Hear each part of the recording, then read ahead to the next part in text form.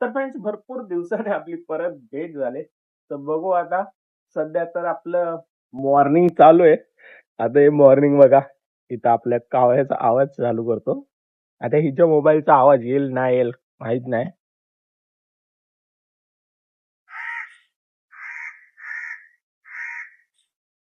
काऊ कुठे काव कुठे म्हणजे काऊ कुठे काऊ कुठे काऊ काऊ काऊ कुठे काऊ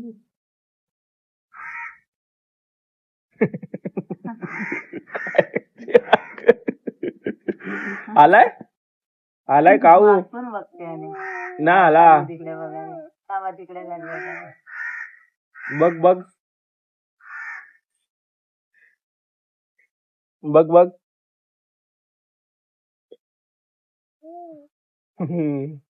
आलाय बघते बघ. आलाय का अरे अरे अरे आले वाघ आला वाघ आला वाघ आला कोणी नाही आला आला ना. आणि आपले मम्मी पप्पा पण गावावर आजच आले तर आता त्यांना भेटायला जाऊ आपण. झालंय असं की पप्पांच्या थोडं इथं काहीतरी लागलंय तर त्याच्याबद्दलच आले गावावर ना. आता आपण हिला घेऊन जाऊ खाली मम्मी पप्पांना भेटू आणि परत येऊ. आणखी जर नॅमनॅम करायचा टाइम झालाय कोण ना हे काढतच नाही काढत नाही मीन्स हिला रांगाला आता ती ह्याच्यावरच शिकते. थोडा वरची अंगावर येते टाकून सध्या त्याच्यावर बरोबर ते ना करता आपण मग काय सकाळी 7:30ला उठले मला दुधू पाजलं दुधूपासून थोडा खेळ आणि झोपली एवढी गाढ झोपली होती ना. पण हा शाळा आपला बंड्या इथं आला कावळा तिथं आला आणि फक्त त्याने कावच केलं की जिबा एवढ्या गाढ झोपेत पालची झोपली आणि मला बघते की जा बिस्किट आहे. मग बिस्किट आणलं मी तिला घेतली तिने त्या कावळ्याला बिस्किट दिलं आणि परत रडायला लागली का तर मला अजून झोपव आणि मग आणली की झोपली लगेच झोपली ना. मला माझ्या परीला बाकी काही गोष्टी नाही शिकवता आल्या ना तरी मी नाही म्हणजे नाही चालेल मला पण मी माझ्या परीला हे शिकवणार आहे की ज्याला गरज आहे ज्याला भूक लागली त्याला तुझ्या ताटातलं सुद्धा द्यायला कमी करू नको. म्हणून मी तिला असल्या गोष्टी शिकवत असते कावळ्यांना मांजरींना आम्ही इकडं तोंड इकडं पाय असतात दररोज आम्ही असं गोल फिरून फिरून फिरून फिरून कुठं झालंय बघा तेव्हा कुठं पाय बघा असं जाऊन येऊ खाली लगेच म्हणजे हिला चारायला लगेच येत नाही तुला आता घेते खायला अगं टेन्शन नाही मला परत पाणी भरायला जायचं माहिती ना. अरे मग लगेच जाऊन येऊ ना लगेच येऊया खाऊन जाऊया ना. काय खायला दे तुम्हाला नाही परीच गेली की मग परत अडकली तर ते आणि गोंडो गोंडो नाही कॉम्प्रोमाइज गोंडो 11 खायला घ्यायचे हा ना. तर एवढ्या काही दिवसात तुमचा गोंड्या आता हळूहळू बोलतोय हळूहळू रांगतोय प्रॉपर पण म्हणजे नेमक्याच वस्तू बोलायला येतात म्हणजे मला बघितलं मम्मा यांना बघितलं डॅडा मिंचूला आपल्या बघितलं तर काय म्हणते दीदी आणि हो तुम्हाला त्यांना अपडेट द्यायचं राहिलं आपला मिंचू आजारी होता.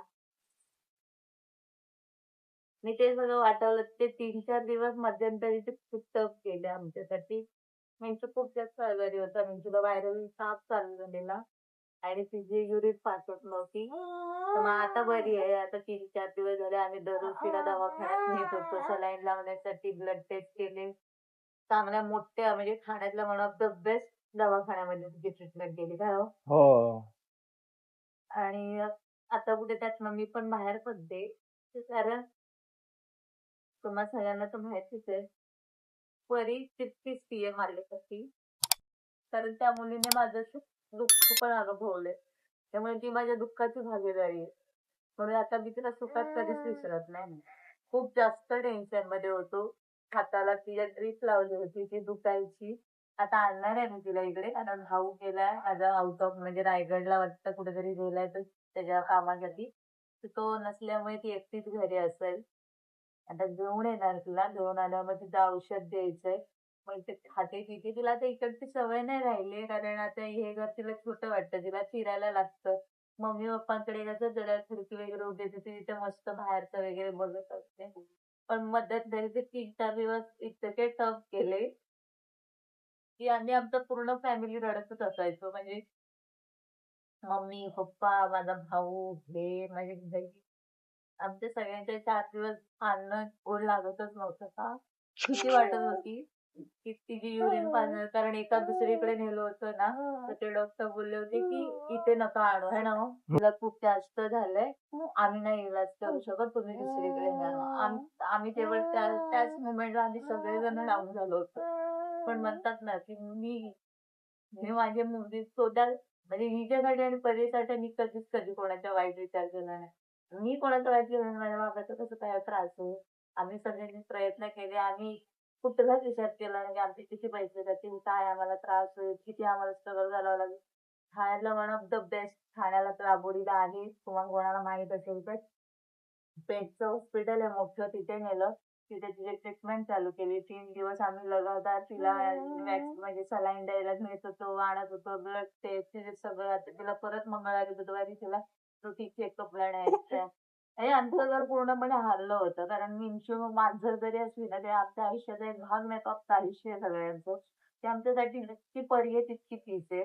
आणि परीवर आहे ना, तिच्याशी इतकी अटॅच आहे ना, आता ती आली ना, मी तुम्हाला ह्यांना दाखवेल. काय हो दाखवा हां. तिला बघितलं ना, की मी परी आपली तिला दी म्हणून हाक मारणारच मारणार. म्हणजे तिला हे कळलंय, की ही आपली मोठी बहीण आहे. हे तिला कळत नाहीये, की हा ही मांजर आहे. पण तिला हे त्यांनी शिकवलंय, की तुझी मोठी बहीण आहे. जसं तिला फक्त दीदीच बोलायचं. आम्ही इव्हन तिच्यासमोर कधी-कधी मिंचू पण हाक मारत नाही, का तर ती तेच बोलेल म्हणून, की दीदी आहे. तर आल्यावर तुम्हाला दाखवेल माझ्या बाबाची तब्येत खूप जास्त डाऊन झाली. आता बरी आहे. पण सगळेजण खूप जास्त घाबरलेलो ना हो. मग काय? खूप घाबरलेलो. म्हणजे मी शब्दात नाही सांगू शकत, की मिंचूची जागा माझ्या आयुष्यात काय. मी तर अशी त्यांना विचारलं, मी अशी बसली. ह्यांनी एक व्हिडिओ पण बनवलाय, पण मी तो पोस्ट करू शकत नाही कारण त्याला द्यायचा व्हॉइस ओव्हर आणि माझ्यात ती ताकद नाही. जे ते 3-4 दिवस माझ्या फिरणं मी विसरायचं बघते. तिला जी सलाईन लावलेला तो त्रास, दवाखान्यामध्ये सलाईन लावताना डॉक्टर पकडताना ओरडायचे तो त्रास, ब्लड घेताना भावाने व्हिडिओ कॉल करून दाखवलेला तो आवाज अजूनही कानात घुमतो. म्हणून मी ह्यांना ते व्हिडिओ व्हॉइस ओव्हर करून देतच नाहीये. आल्यावर तुम्हाला दाखवेन. आता माझा बाबा कसा येतो. तुम्हा सगळ्यांचे आशीर्वाद जसं तुम्ही परीला प्रेम देता, आशीर्वाद देता, तसं माझी निमसूला कारण मी एका आईची एका मुलीची आई नाहीये. मला 2-2 मुली आहेत. भले ते मांजर आहे, ती माझ्या पोटी नाही जन्माला आली, पण मी तुझ्या आईपेक्षा कमी नाही. ही नंतर आहे. माझा लकी चार्म तर माझा मिंटूच आहे पहिला. काय हो? माझा लकी चार्म माझा मिंटू पहिला आणि ही दुसरी. ती आल्याच्या नंतर आमच्या आयुष्यातल्या बऱ्याचशा गोष्टी ज्या की इतक्या रखडल्या होत्या.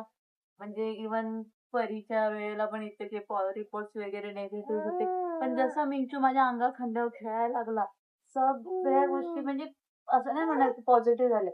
पण त्यातनं बाहेर पडायची ताकद गेली. तिच्याकडे बघितल्यावर ते विसरायला झालं. काय हो? तिच्याकडे बघून आम्ही दोघांनी 9 महिने आणि प्लस मी 8व्या महिन्यात जेव्हा मम्मीकडे गेले, त्यात जर कोणी साथ दिली असेल, मी म्हणत नाही तिने त्याचं काम केलं, मांजर आहे म्हणल्यावर तिने काय केलं असेल असं बऱ्याच जणांचा गैरसमज आहे. नाही, मांजर जरी असेल, ती कॅट जरी असेल, तो मुका प्राणी जरी असला ना, तरी तिने त्यांना तो आधार दिलाय, जो कोणीच देऊ शकणार नाही. आणि ती एकटे घरात असायची, ती त्यांच्या जवळ बसायची आणि एखादे आपल्याजवळ कोणीतरी आहे, जे एक बोलतात ना, काय म्हणतात त्याला हो? एक सपोर्ट. सपोर्ट सुद्धा खूप मोठा असतो. तुम्ही काही करू नका, पण मी आहे ना तुझ्यासोबत. त्यांच्यापाशी बसणं, त्यांच्याबरोबर खेळणं, त्यांच्याबरोबर तिथं त्यांच्याबरोबर बेडवरती हे करणं, काय म्हणतात पायापाशी झोपणं. या सगळ्यातनं जर कोणी बाहेर काढलं असेल तर मी उठली. त्यामुळे इव्हन परी जेव्हा झाली होती ना, तेव्हा मी सीझर झालं होतं म्हणून मला भूल दिली होती ना हो. हो. मी इतकी आता तुम्हाला ह्याच गोष्टी माझ्यानंतर पण हे तुम्हाला सांगते. इतकी तिच्यात रोग म्हणजे अडकली गेलीये. इव्हन माझ्या जिजूमध्ये मला जेव्हा सीझर करून बाहेर आणलं होतं ना, ते काय विचारते, की माझं बाळ कुठे आहे आणि माझं बाळ कसं आहे? मी सगळ्यात पहिलं जर विचारलं असेल ह्यांना तर विचारलेलं, "काय हो? मिंचू कुठे? माझा त्याला मिंटू खायला कुठे? दिलं का? त्याला खायला दिलं का? त्याला घेऊन या." मी अशी बोलायची सारखी. डॉक्टर लोकं म्हणायचे हिला बोलून देऊ नका. हिला उलटी होईल. ही जास्तच सीझर झालं. आणि मला म्हणायचे, "तू गप्प बस, मिंटू तुझ्या बाजूलाच आहे" वगैरे असे. म्हणजे मी इतकी त्या मुलीमध्ये म्हणजे त्या माझ्या उंचीमध्ये आल्या तुले की मला त्यावेळेला सुद्धा परीपेक्षा म्हणजे माझ्या बाळापेक्षा ती माझ्या डोक्यात येते. त्यामुळे विचार करायचा जर उद्या म्हणजे मी तर देवाला म्हणजे माझ्या पोरीला व्यवस्थित आयुष्य दे. कारण पाळीव प्राण्यांचं सांगता येत नाही. पटकन काहीतरी त्याच्या शरीरावर पट करून जातं. काय हो? हो. औषध सुद्धा आम्ही देताना 1 ml पण वरती देत नाही. उलटं खाली कमी देतो. चालेल आम्हाला पण 1 ml वर नाही देत. इतकं का बापरे! खूप त्रास झाला. मग काय. भरपूर म्हणजे 2-3 दिवस आमचे भरपूर ह्याच्यात गेले. खायची इच्छा नाही, करायची सगळे इच्छा इकडे नाही. तिकडे, इकडे तिकडे या गोष्टींमध्येच गेले.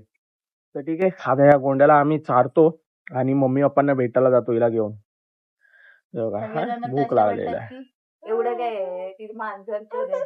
पण तुम्हा स्त्रियांसाठी ती मांजर असेल, माझ्यासाठी ती माझी मुलगी. हो. चला आता ही जेवायला येते. हिचं बघा. गोंडा.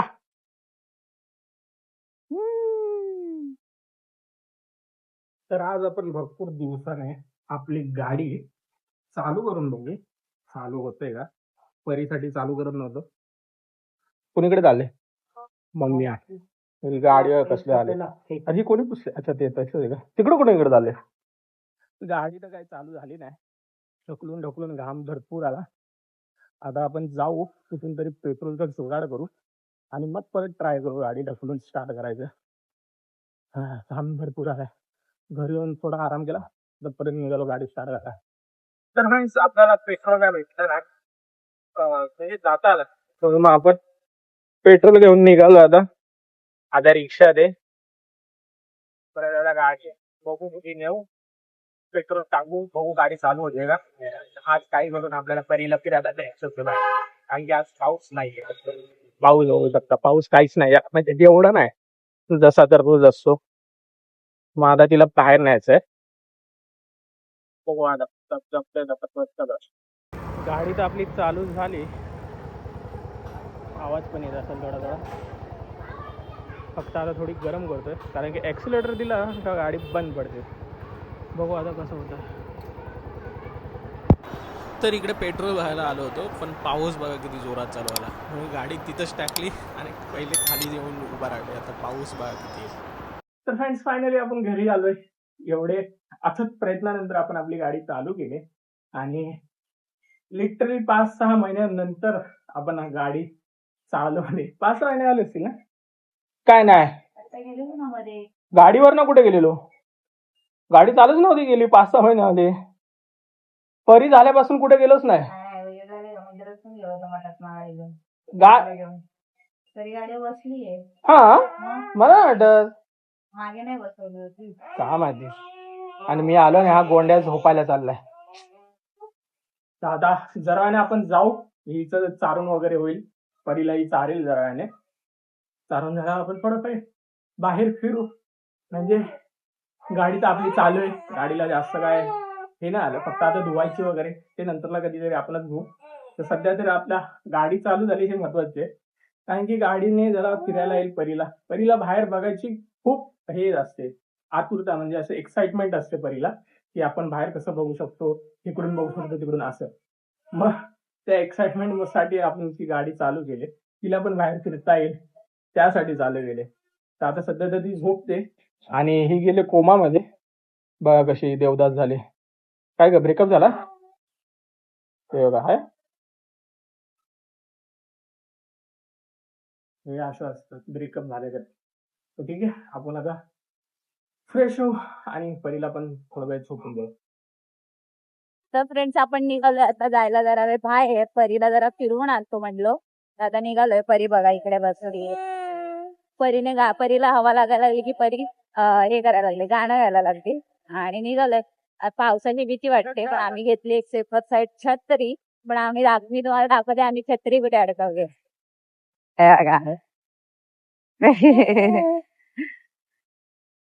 यांच्या इथे छत्री अडकवली आणि गार हवाय गार बरं वाटतंय. बऱ्याच दिवसाने गाडीवर बसलोय दोघी पण. चला बघू आता हे आम्हाला कुठे फिरवून आणताय. तर फ्रेंड्स घरी पोहोचलोय. आल्या पहिला आपल्या गोंड्याला भूक लागलेली म्हणून तिला पहिले नॅम चारलं. आता टीव्ही बघत बघा कसा खेळत बसलाय.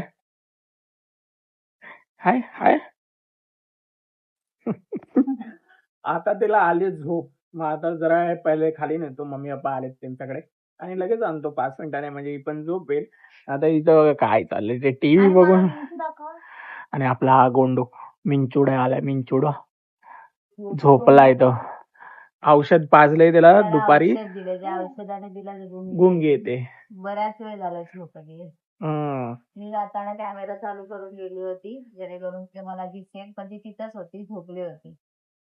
तिला हा ना? असं अंगावर टाकून झोपवावं लागतं. आता बऱ्यापैकी रिकव्हर झालीये. आता तुझी बॉडी बेस्ट मोडवर आहे सध्या आहे ना?